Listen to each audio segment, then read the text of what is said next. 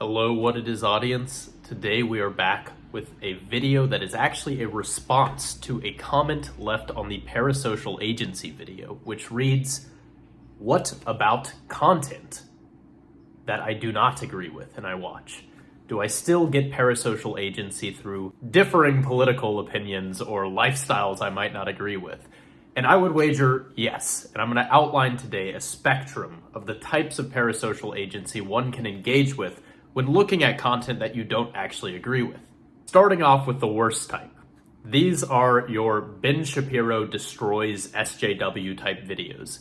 In these videos, you have a figure, the rationalizing, smart, your opinion figure, taking down the differing opinion. You get to watch and vicariously live through a smooth, eloquent takedown of a lame loser who has the wrong opinion.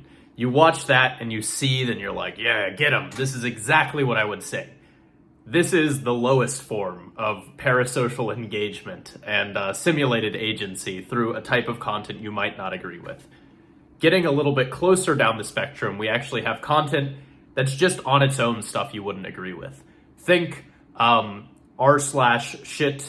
fascists say, r/shit liberals say. It's basically subreddits or places on the internet where you can collect content of differing opinions and you all kind of like chime in the comments and you're like, here's exactly why they're wrong. Here's why they're so dumb. Now, I call this less bad than the first instance because at least there's not a simulated figure that's kind of sapping all of the will, but I still consider it bad because it's not necessarily going towards anything. You're just in a cesspool, in a circle jerk of continual reiterations of the same sentiment.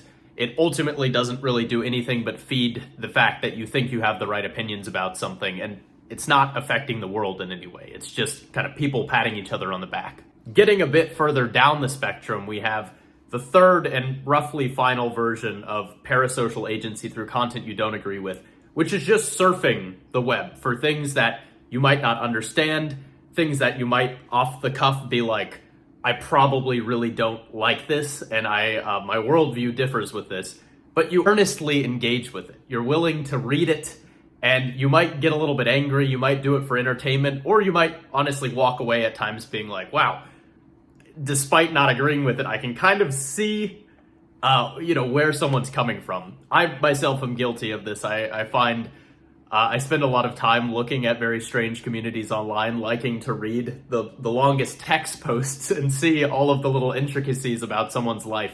Even if it's a lifestyle, I'm like, Jesus Christ, that's insane that someone's doing that or going through with any of those types of things. Like people who like orange Sour Patch Kids. I like to look at their sub-communities and memes.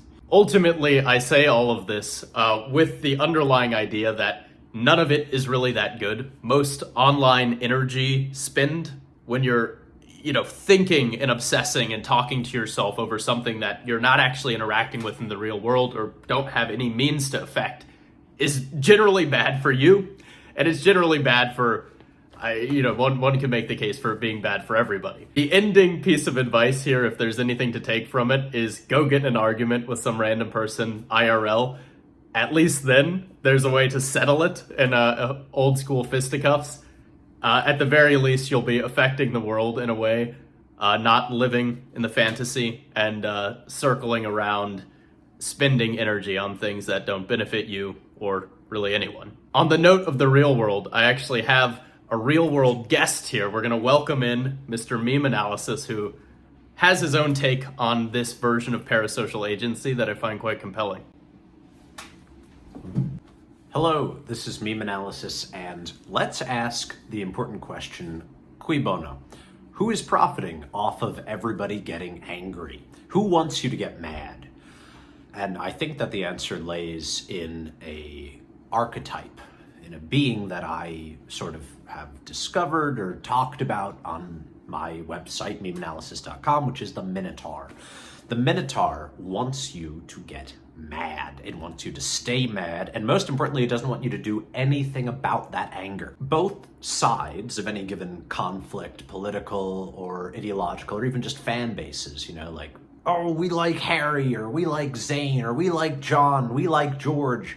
All of this fighting from the smallest to the biggest online, is meant to harvest emotion, especially the powerful emotion of anger. And this often becomes fear as well. Look at what they're doing. Look at what they're doing. It's horrible. It's horrible. They're going to come for us next. They want us to live like that. That is the power of the Minotaur. The Minotaur wants you to be scared. It wants you to be angry, and it doesn't want you to do anything about it other than continue to feed these powerful emotions to it. It doesn't want any of these emotions to become social. They have to remain parasocial. They have to remain digital. Thank you, Chris. Today is a quick one. We have some awesome stuff coming along the way next week. In takeaway, go get in a fight. Go scream at someone, because at least then it's social and potentially productive. It is what it is.